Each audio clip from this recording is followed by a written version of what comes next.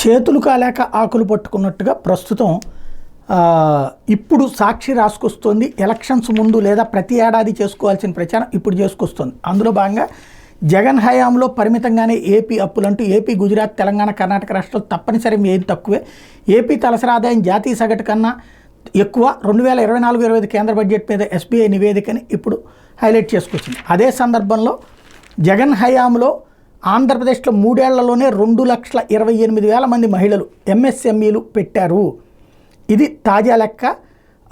ఏదైతే రాజ్యసభలో ఎంఎస్ఎంఈల మంత్రి జితిన్ రామ్ మాంజీ చెప్పినటువంటి లెక్క ప్రకారం 21-22లో 34,625 యూనిట్లు, 22-23లో 70,811 యూనిట్లు, 23-24లో 1,22,863 యూనిట్లు కొత్తగా ఏర్పాటైనవి. 3 ఏళ్లలో దేశవ్యాప్తంగా మొత్తం 46,91,577 మహిళా యూనిట్లు ఏర్పాటైతే అందులో రాష్ట్రానికి సంబంధించి ఆంధ్రప్రదేశ్కి సంబంధించి 2,28,299 ఉన్నాయి.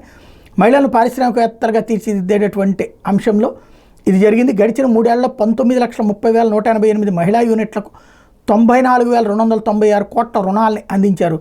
2019లో జగన్ ముఖ్యమంత్రిగా బాధ్యతలు స్వీకరించిన సమయానికి రాష్ట్రంలో మొత్తం ఎంఎస్ఎంఈల సంఖ్య 1.96 లక్షలు ఉంటే ఇప్పుడు వాటి సంఖ్య 8.89 లక్షలకు చేరింది. కేవలం ఎంఎస్ఎంఈల ద్వారా రాష్ట్రంలో 22 లక్షల మందికి ఉపాధి లభించింది అన్నటువంటిది లెక్కలు తేలుస్తున్నాయి.